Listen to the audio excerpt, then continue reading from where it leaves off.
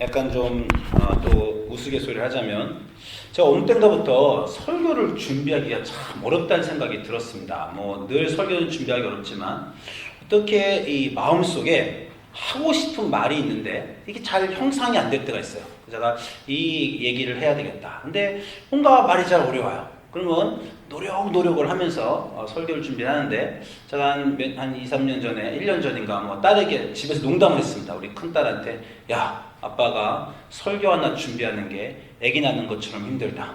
이렇게 농담을 했어요.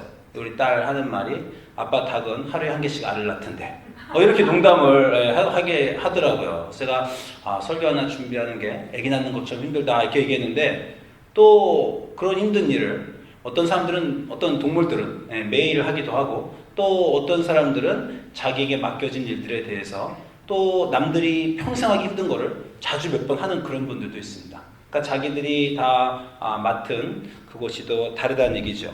그래서 어쨌건 오늘 말씀을 하는데 오늘 말씀 조금 어렵습니다. 좀 어려우니까 집중해서 들어주시면 좋을 것 같아요. 자, 지난주에 저희가 금식에 대해서 얘기를 했습니다. 기억하십니까? 금식에 대해서 얘기를 하는데 세 가지를 제가 여러분하고 나눴어요. 금식을 왜 해야 되는가? 두 번째는 금식이란 무엇인가? 그 세 번째는 금식에 하면 어떤 일이 생기는가? 이 세 가지를 나눴습니다. 다 기억하십니까? 금식을 왜 하는가? 예수님이 너희가 금식할 때 이렇게 하라고 말씀하시면서 우리가 당연히 금식할 줄로 예수님 알고 계시고 기도를 강조하시는 것만큼 금식을 강조하셨다. 우리가 이런 얘기를 했고요. 그 다음에 금식이란 무엇이냐? 하나님 앞에 우리가 스스로 우리의 인생의 문제를 해결하지 않고 하나님이 해결하시도록 하나님을 초청하는데 우리가 겸손히 기다린다. 그래서 금식과 겸비란 단어는 성경에 많이 같이 나온다. 이렇게 말씀을 드렸고 또 금식을 하면서 얼마나 엄청난 일들이 구약에서 많이 일어나는지 그런 얘기를 제가 지난 시간에 여러분하고 했습니다. 기억나시죠? 그 금식을 하면 금식의 이유에 대해서 제가 성경적인 예를 몇 개 더 들어볼게요. 지난번에 한 거지만 자, 축복과 보호를 기대하면서 금식을 합니다. 그죠? 에스라가 금식을 선포하고 평탄한 길을 하나님과의 그 여행의 길을 구했습니다. 그리고 심판 선언이 되자 아합이 금식을 하면서 심판을 피해보려 보호를 요청하는 그런 기도를 했고 또 니느웨 사람들도 그런 기도를 했어요. 우리가 그 인생이 급박할 때 하나님께 복을 원하고 또 우리의 보호를 원할 때 우리가 금식을 합니다. 그렇죠? 또 어떤 경우가 있냐면 사명을 위해서 해요. 우리 에스더가 정말 그 민족을 구하려는 그 절대절명의 순간에 내가 죽으면 죽으리라. 이 민족을 구하는 사명을 내가 이루리라. 그런데 그 사명이 너무 어려우니까 하나님 앞에 겸손히 금식하면서 사명하는 장면도 우리가 나눴고 그리고 또 사도행전에서 그 선교사를 파송하기 전에 선교 사명을 하면서 금식하는 것 이것도 우리가 나눴습니다. 그렇죠? 그 다음에는 우리가 또 구도, 이게 구도라는 게 약간 좀 우리가 도교나 불교 같은데 기독교 말로는 성화를 위해서 하죠. 진리를 찾아가고 하나님께 가까이 가기 위해서 금식하는 경우가 있습니다. 요엘서 2장 12절에 보면 여호와의 말씀이 너는 이제라도 금식하고 울며 애통하고 마음을 다하여 내게 돌아오라. 내가 영혼을 시편 35편에는 내 영혼을 괴롭게 하고 금식하였더니 내 기도가 내 품에 돌아왔도다. 금식을 하면서 겸손히 하나님께 더 가까이 나아가고 영혼이 이게 퓨리피케이션 정결하게 되는 그런 과정으로 금식을 한다라고 이렇게 제가 여러분에게 말씀을 드렸습니다. 자, 이렇게 금식에 대해서 여러분하고 제가 말씀을 드렸는데 놀라운 일은 저희 주중에 교인들이 금식을 많이 하셨어요. 저한테 얘기하시더라고요. 목사님 제가 금식하고 있습니다. 기도해 주세요. 뭐 이렇게 여러 가지 하셨는데 우리 교인들은 금식에 대한 설교를 했더니 금식을 하시는 그런 분들이구나. 제가 그런 생각을 했고 또 주중에 안 하고 있으시더라도 많은 분들이 사순절이나 또 선교 때 금식을 할 마음을 가지신 줄 믿습니다. 아멘. 가지신 줄 믿습니다. 아멘 나와야죠. 그래서 우리가 같이 금식할 마음이 있는 거 참 너무 좋습니다. 그런데 제가 이 세 가지를 나누면서 걱정이 좀 생겼어요. 어떤 걱정이 생겼냐면 금식을 하긴 하는데 예수님이 금식을 하면서 이런 부분은 피해라 라고 하는 그 부분들을 우리가 과연 잘 피해갈 수 있을까라는 생각을 제가 했습니다. 사실 금식을 하면서 이런 부분을 조심해라 라고 하는 건요 기도를 하면서 이런 부분을 조심해라 하는 것과 똑같아요. 여러분 지난 시간에 마태복음 6장을 보면서 기억나시죠? 예수님이 너희는 외식하는 자처럼 이렇게는 기도하지 말고 이렇게 기도해라. 금식할 때도 똑같이 말씀하셨죠. 외식하는 자들처럼 이렇게는 금식하지 말고 저렇게 금식해라. 제가 12월 26일 날, 12월 마지막 날 제가 그 설교 말씀을 기도를 할 때 주의할 점이라는 거에 대해서 설교 말씀을 드렸습니다. 저희가 지금 기도에 대해서 한 거의 5주, 6주 계속 공부하고 있는데 이런 부분들을 제가 여러분에게 기도를 할 때 기독교인들이 주의해야 된다 말씀을 드렸어요. 이제 기억하시는 분 있을지 모르지만 기도를 하는데 가장 중요한 기독교인의 기도의 차이점은 세상 사람들은 자기들이 신을 만들고 자기들의 필요할 때 그 필요를 들어주는 소원을 들어주는 신을 만들고 그래서 그 신을 찾아간다는 거죠. 우리는 다르다고 했습니다. 하나님이 우리를 만들고 하나님이 그 목적하에 만들었기 때문에 기도를 할 때 내가 만들어 놓은 신한테 찾아가서 소원을 구하는 것이 아니라 나를 찾아오신 하나님의 목적이 무엇인가를 알아가며 하나님이 원하시는 것을 기도한다. 제가 그렇게 말씀드렸어요. 그러면서 이제 4가지 말씀드렸죠. 평소에 안 하다가 필요할 때만 하는 사람들은 자기가 만든 신한테 그냥 찾아가는 사람들입니다. 우리는 늘 찾아오는 하나님이 계시니까 그 하나님과 늘 교통해야 되고 그리고 하나님이 뜻하신 바가 있으니 하나님이 뜻대로 하시더라도 우리가 그 뜻을 따라가야 되고 그리고 나의 소원을 위해서 기도하는 게 아니라 하나님이 원하시는 소원을 점점 기도하면서 맞춰가야 되고 그리고 기도를 어떤 수단으로 그것이 설마 목회나 사명이라 하더라도 수단이 아니라 기도 자체가 우리 하나님께 가까이 가는 일이다라고 제가 이런 얘기를 여러분에게 들었습니다. 근데 이런 기도의 내용을 제가 기도에서 피해야 될 것을 말씀드리면서 금식을 보면서도 이런 부분이 문제가 될 수 있다 그런 생각을 들어요. 자, 예를 하나 들어볼게요. 자, 지난 시간에 나눈 말씀이지만 마태복음 9장 14절 15절을 한번 보십시오. 아주 중요한 말씀입니다. 이런 말씀이 있어요. 요한의 제자들이 예수께 나와 이르되 우리와 바리새인들은 금식하는데 어찌하여 당신의 제자들은 금식하지 아니합니까? 자, 여기서 말한 요한은 누굽니까? 세례 요한이죠.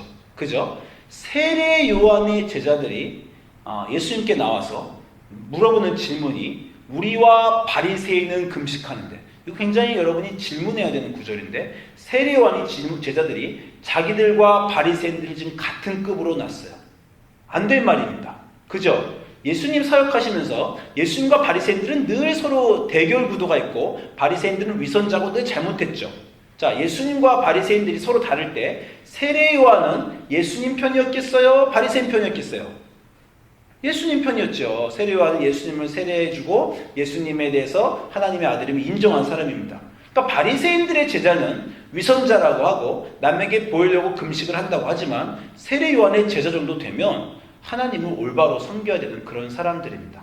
그런 세례 요한의 제자들도 예수님에게 와서 우리는 금식하는데 또 바리새인과 같이 금식하는데 왜 당신들의 제자는 금식하지 않습니까? 이런 질문을 했다는 겁니다. 이건 굉장히 우리에게 커다란 문제예요. 왜냐하면 우리가 아까 제가 말한 기도와 금식에 대해서 올바른 태도를 취할 때 그럴 때 나타나는 문제가 바로 이 문제입니다. 세례 요한의 제자들은 금식을 왜 했겠어요? 아까 제가 3가지 이유를 말했습니다. 우리가 금식하는 이유가 축복을 받기 위해서 금식을 한다. 사명을 위해서 금식을 한다. 또는 성화되기 위해서 함께 가까이 가기 위해서 금식을 한다. 세례 요한의 제자들은 이 3가지 이유 중에 무엇을 위해서 금식을 했겠습니까? 제 생각에는 3번째 같아요. 하나님께 가까이 가기 위해서. 세례 요한이라는 사람은 아주 청결한 삶을 살았기 때문에 복을 받기 위해서 사는 그런 제자들이 세례 요한을 따라갈 리가 없습니다. 그 어떤 특별한 사명이 있었다기보단 세례 요한은 청결하게 구도자처럼 사막에서 가죽 옷을 입고 메뚜기를 먹던 사람이기 때문에 그를 따르는 제자들은 세례 요한을 따라서 아마 수도사 생활을 하고 굉장히 금식하는 생활을 했을 거예요. 그러니까 하나님께 겸손하게 나아가고자 했던 사람들이 세례 요한이고 그 제자들이라는 겁니다. 우리가 하나님께 겸손히 나아가는 것 너무 좋습니다. 금식하는 것도 너무 좋아요. 그리고 그게 사실 신앙생활의 전체입니다. 여러분이 기도를 열심히 하고 예배를 열심히 나오고 지금 성가대 찬양을 하고 그리고 금식하는 거 다 너무 좋죠. 이런 일을 하다가 한 가지 빠지는 실수가 뭡니까? 자기 의가 쌓여요.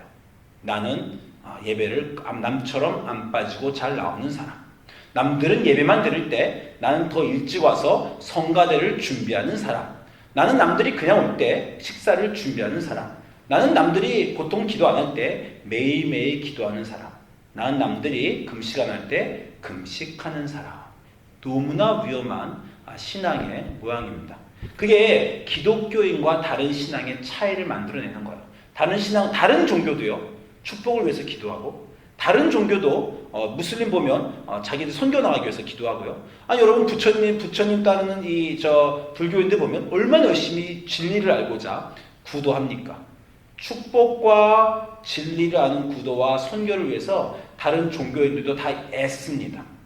그러면 기독교인들이 하는 축복과 기독교인들이 하는 기도와 금식에서 축복을 구하고 선교를 열심히 하려고 하고 구도라는 그런 것은 다른 종교인과 어떻게 달라야 되는가? 제가 그 문제를 오늘 말씀드리려고 해요. 어렵죠? 그죠? 신앙생활을 하는데 더 열심히 할수록 다른 사람들은, 이 세상 사람들은요, 자기가 착할수록 의가 쌓여요. 여러분 세상 사람들 중에서 부자인데 도네이션 많이 하는 사람 보세요. 도네이션하고 고아원 찾아가고 좋죠? 좋습니다. 근데 그 사람들 마음속에 자기도 알게 모르게 나는 착한 사람. 이 마음이 쌓여요. 그죠? 그러면 하나님께 드리고 착한 일하는 기독교인과 하나님을 모르는데도 착한 일하는 그 사람들과는 어떤 차이가 있을 수 있겠는가? 그것에 대해서 제가 요즘에 굉장히 고민하고 있습니다. 제가 솔직히 여러분에게 고백하자면 제가 1월 처음에 열흘을 금식을 했어요. 하나님께 나가려고 금식을 했습니다. 회개하고 성결하고자 금식을 했어요. 근데 금식을 하고 나니까 이상하게도 마음속에 나는 이제 금식을 열흘을 한 사람이네. 그런 마음이 은근히 들어요. 그럼 제 마음속에 이제 20일도 해야지, 40일도 해야지, 이런 마음속에서 그 어떤 나는 기도를 금식을 20일 한 사람, 나는 금식을 40일 한 사람, 그런 타이틀이 따라다니게 된다는 겁니다. 여러분 교회에서 40일 금식한 분 가끔 큰 교회 가면 있습니다. 그 사람 타이틀이에요. 저 권사님은 금식을 40일 하셨대. 그죠? 아무리 겸손히 하나님께 나오려고 해도 그 부분을 무시할 수가 없어요. 그래서 우리가 더 열심히 신앙생활을 할수록 빠지는 그 문제에 대해서 오늘 저희가 나눠보려고 합니다.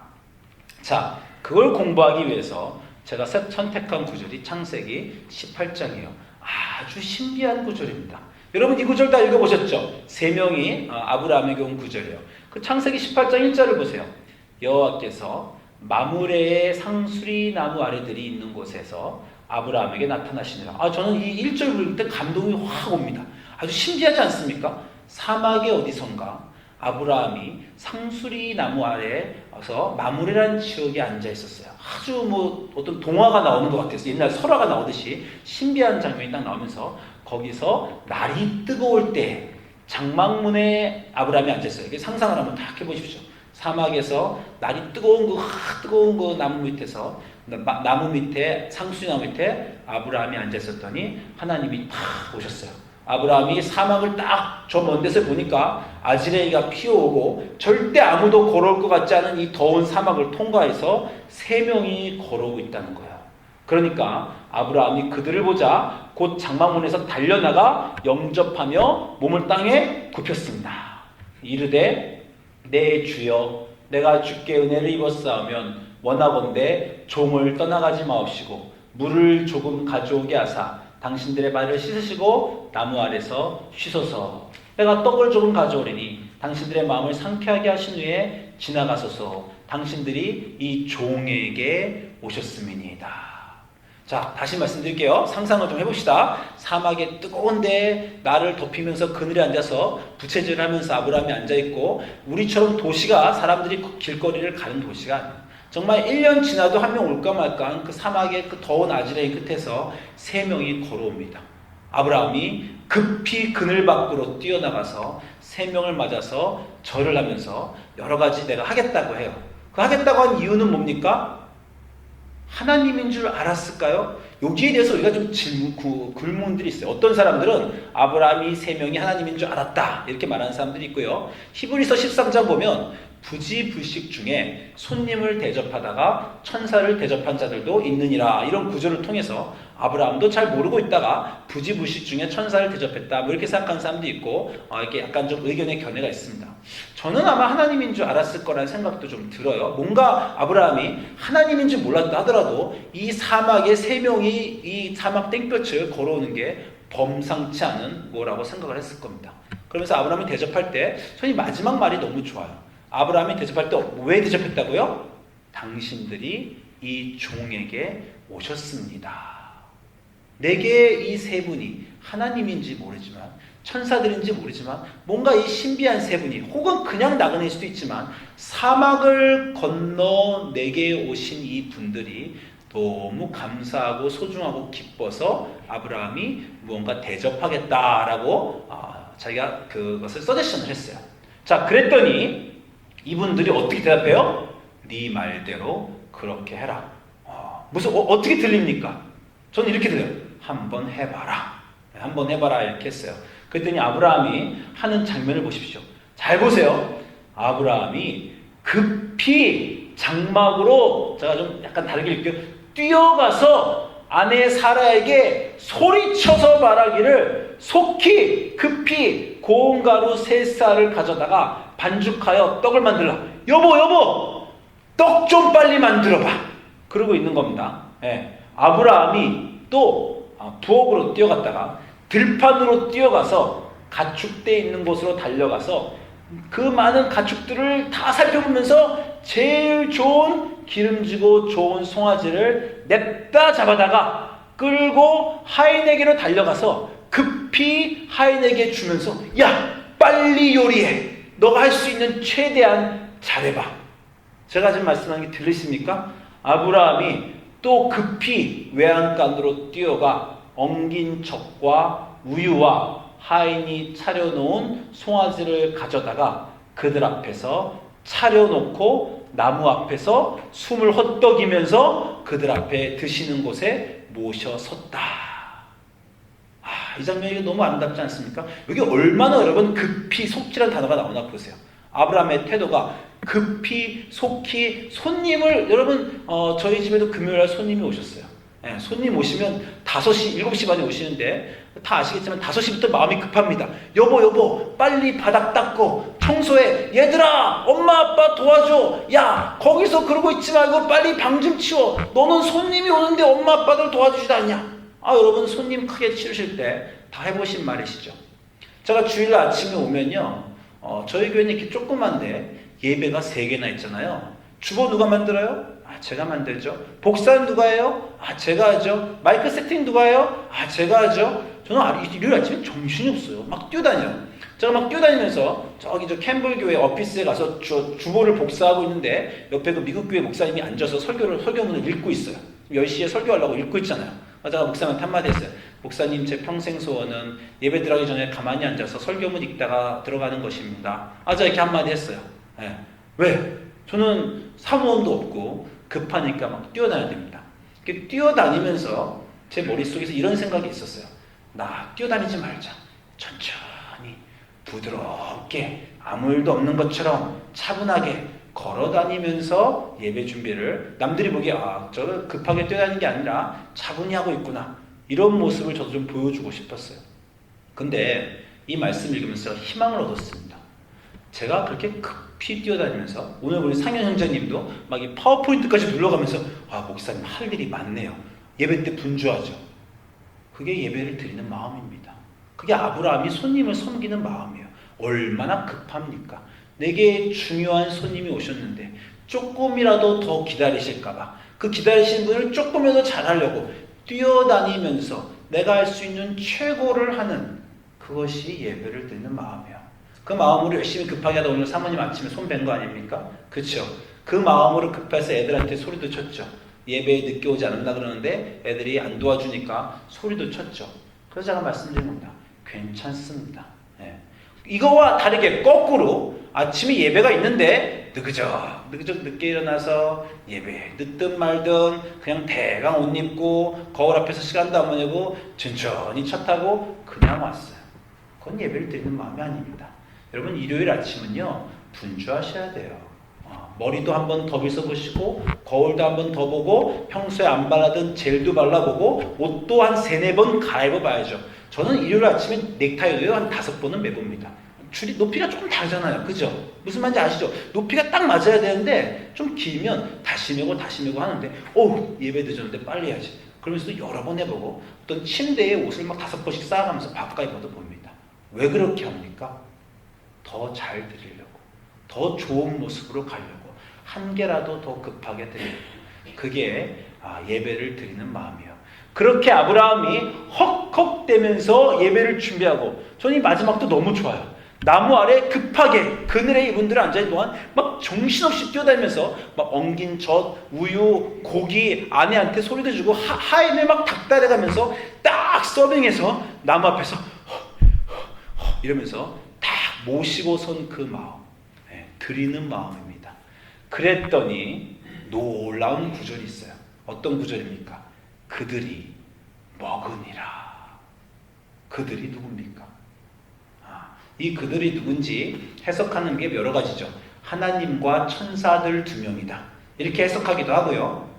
또 성부, 성자, 성령 3분이니까 하나님과 예수님과 성령님이 3분이 오셨다. 해석하기도 하고, 분명한 것은 하나님이 이 안에 계십니다. 하나님이 음식을 왜 먹어요? 그렇잖아요. 어디 성경에 하나님 밥 먹는다는 얘기 있습니까? 하나님은 영이시니 예배하는 자가 신령과 진정으로 예배를 드릴지니라. 예배하는 자는요 신령과 진정으로 마음으로 드리는 거잖아요. 누가 밥 갖다 놓고 우리가 무슨 하나님 무슨 옛날 귀신, 우리 조상주 귀신입니까? 밥 갖다 놓고 숟갈 꽂아 놓고 제사 드리는 거 있어요 하나님한테? 그렇지 않죠. 그런데 그 하나님이 아브라함이 차려놓은 그 음식을 먹어주셨다라는 거예요. 그게 바로 예배입니다. 하나님은 여기서 음식을 왜 드셨을까요? 배가 고파서 드셨을까요? 더 중요한 질문을 하자면요. 여기서 하나님은 아브라함을 왜 방문하셨습니까? 사막을 통과해서 하나님이 아브라함에게 오신 이유는 뭡니까? 자, 이렇게 질문하면 어떤 분들이 아브라함에게 복을 주려고 오셨죠. 이걸 통해서 아브라함이 하나님 섬기는 걸 통해서 아브라함이 그 다음 장면이 그거 아닙니까? 음식을 듣고 18장 9절에 그들이 아브라함에게 이르되 내 아내 사라가 어디 있느냐? 대답하되 장막에 있나이다. 그가 하나님이 이르시되 내년 이맘때 내가 반드시 내게 돌아오리니 내 아내 사레에게 아들이 있으리라. 그 뒤에 있을 때 사라와 아브라함이 듣고 그 장막 뒤에서 웃었습니다. 자, 어떤 분들이 이걸 보고 아브라함이 하나님을 대접하니까 대접을 받으신 하나님이 아들을 주기로 하셨다라고 생각하는 분들이 있어요. 하나님이 아브라함에게 아들을 주기로 결심하신 건 언제입니까? 이때예요? 아니에요. 어떤 옛날 얘기 보면 정말 천사가 왔는데 어떤 사람들이 막 부처님이 스님이 공양하러 왔는데 쌀을 막 있는 걸 다 퍼줬더니 스님이 감동해서 내년에 아들이 있을 것입니다. 그런 얘기도 옛날에 있잖아요. 그것과 이것은 완전히 달라요. 기독교와 여러분이 다른 종교를 착각하시면 안 됩니다. 우리가 한 공양, 우리가 한 봉양, 심청이의 300석 그런 것에 응답하신 하나님이 아닙니다. 아브라함이 하나님께 서둘러서 대접을 했기 때문에 대접을 받은 하나님이 응답하신 게 아닙니다. 우리가 100일 기도를 들어서 안 들어주실 기도를 응답하신 게 아닙니다. 우리가 금식을 40일을 해서 하나님의 마음을 움직여서 하나님께 그 감동을 드려서 하나님이 하신 것 아닙니다. 믿습니까? 분명하죠? 언제 그러기로 하셨어요? 아브라함이 아직 하나님을 찾기도 전에 창세기 12장에 갈대아 우르에서 아무것도 모르는 아브라함에게 하나님이 먼저 나타나셔서 내가 네게 아들과 땅을 주겠다 라고 하셨죠. 하나님이 먼저 하나님의 그분의 높은 뜻에 따라서 선물을 주시기로 하시는 게 우리 하나님입니다. 이때 아브라함이 하나님을 안 섬겼어도 아들은 받을 거예요. 이미 약속한 아들이고 주기로 하셨습니다. 그렇죠? 그런데 그럼 왜 오셨어요? 이미 주기로 한 아들을 여기서 다시 한번 약속하러 왜 오셨습니까? 아브라함은 하나님을 섬길 수 있는 기회가 있었죠. 당신들이 종에게 오셨습니다. 내가 당신들을 섬깁니다. 섬김이 기쁩니다. 그리고 그 섬김을 밥을 먹을 필요가 없는 하나님이 차려놓은 밥을 먹어주셨지요. 우리의 기도를 하나님이 받아주시는 겁니다. 내가 기도를 해서 그 기도를 하나님께 상달해 그 기도의 공로로 금식과 나의 봉사의 공로로 상을 받아내는 게 아니라 내 기도도 내 금식도 받을 필요가 없는 하나님이 내가 드릴 때 그 정성을 받아주시는 거예요. 이 차이점을 여러분 이해하시겠습니까? 여러분 사랑이라는 게 그런 거예요. 나의 정성이 그 사람에게 받아들여지는 것. 그게 사랑입니다. 성경에서 일하는 모든 일들은 하나님이 우리를 사랑하사 우리를 써주시고 우리를 받아주신 거예요. 아담이 동물의 이름을 안 지었으면 하나님이 동물들의 이름을 못 지으셨을까요? 노아가 없었으면 홍수 때 동물들을 못 살리셨을까요? 모세가 없었으면 이스라엘을 해방을 못 시켰을까요? 그런데 모세도 아브라함도 하나님이 초청하셔서 하나님을 섬길 마음을 주시고 하나님을 섬길 마음을 주신 그들이 하나님을 섬겼을 때 그 섬김을 하나님이 받아주시는 겁니다. 아브라함에게 오신 하나님이 아브라함이 하나님을 섬길 마음을 주셔서 아브라함이 하나님을 섬겼을 때 그 음식을 먹어주시고 그 음식을 먹음으로 아브라함에게 복을 주신 겁니다. 뭐가 다릅니까? 이 세상 사람들은요, 자기가 금식을 결정하고 자기가 100일 기도를 결정하고 자기가 산기도를 결정해서 자기가 했어요. 그래서 신을 감동시켰어요. 그러니 나중에 사람들에게 내가 그렇게 했어 라고 자기 공로를 말할 수 있습니다. 그때 내가 40일 기도해서 내 딸을 살렸어. 그때 내가 금식하여서 그 소원을 얻어내고 복을 받았어. 그래서 자기 의가 쌓이고 그러다 보면 그렇게 안 한 사람들을 비하하게 되고 너희들은 왜 그렇게도 안 해? 너 하나님에게 응답받으려면 그렇게 해야지 라고 남들을 얕보게 되는 일이 있습니다. 그게 세례 요한의 제자들에게 벌어지고 이 세상 사람들 모두에게 벌어진 일이에요. 우리는 어떻습니까? 우리는 기도할 만한 사람들이 아니었는데 기도를 할 마음을 하나님이 주셨어요. 여러분 제가 금식을 왜 했을까요? 제가 훌륭해서 하나님께 나아가기 위해서 하나님이 금식의 마음을 주셨어요. 여러분 아침에 상현 씨와 효은 씨가 일찍 와서 찬양을 했어요. 왜 했습니까? 왜 찬양팀을 오기로 했어요? 하나님이 찬양할 마음을 주셔서 섬길 마음을 주셔서 섬길 수 있게 된 겁니다. 섬김이 필요 없는데도 그 섬길 마음을 주셔서 우리가 섬기도록 하시고 그 섬김이 기쁘다. 그리고 그 섬김을 받아주시고 그 기도가 기특하다. 라고 기도를 받아주시고 그 차려놓은 음식이 맛있다. 하고 먹어주시고 그리고 복을 주시는 겁니다. 신앙의 주체가 누구인가가 가장 달라요. 신앙의 모양과 정성의 모양은 다른 종교와 우리 종교가 비슷할 수 있습니다. 그러나 다른 종교는 그 주체가 그 신앙을 하는 신자의 행위예요. 우리는 기독교는 주체가 하나님이십니다. 하나님이 우리를 초청하여 주셔서 우리를 믿게 해주셨어요. 여러분 예수를 믿은 것도 하나님이 믿을 마음을 주셔서 믿은 겁니다. 여러분이 예배에 나온 것도 하나님이 주셔서 믿은 거고 봉사하고 섬기고 기도하고 금식하는 것도 하나님이 그 마음을 주셔서 그 일을 하게 해주신 거예요. 그리고 그 마음을 주셔서 그 일을 하게 해놓으시고 그렇게 했더니 기특하다라고 하십니다. 그럼 우리는요 그 일을 하면서 어떤 느낌이 드냐면 아이고 그렇게밖에 못했는데 겨우 그 정도밖에 금식 못했는데 금식하면서 그렇게 순결한 마음으로도 하지 못하고 내 잘난 마음으로 했는데 아유 예배를 드렸는데 그 정도밖에 못 드렸는데 그런데도 받아주시네. 그 겸손한 마음이 우리 기독교 안에 생긴 겁니다. 더 많이 생길수록 더 많이 드릴수록 더 부족하다는 마음이 드는 것이 하나님이 주신 마음으로 할 때 그런 마음이 생겨요. 그게 금식과 기도하는 마음입니다. 그게 기독교의 차이예요. 여러분은 참 복받으신 분들입니다. 하나님이 하나님을 믿을 마음을 주셨어요. 그래서 믿었죠. 믿은 것이 송구합니다. 그렇게 믿음 마음을 주시고 다 믿게 해주셨는데도 온전하게 온전하게 믿지 못하는 마음이 참 창피합니다. 여러분 주일날 오셔서 예배드리고 섬기는 것 너무 소중해요. 그 마음도 하나님이 주셨는데 그 마음으로 드리면서 더 잘할 수도 있었는데 나는 설교를 이거밖에 준비를 못하나, 나는 이 정도 마음 갖고 밖에 찬양을 못하나, 나는 이 정도밖에 섬기지 못하나, 더 많이 섬길수록 더 높고 소중한 그분 앞에 그런 마음이 듭니다. 그게 금식을 하고 기도를 하고 예배를 드리는 그 마음이고, 그 마음이 하나님의 받아주시는 마음이고, 그 마음 가운데서 우리가 복을 받는 것입니다. 정리하겠습니다. 여러분의 정성은 소중합니다.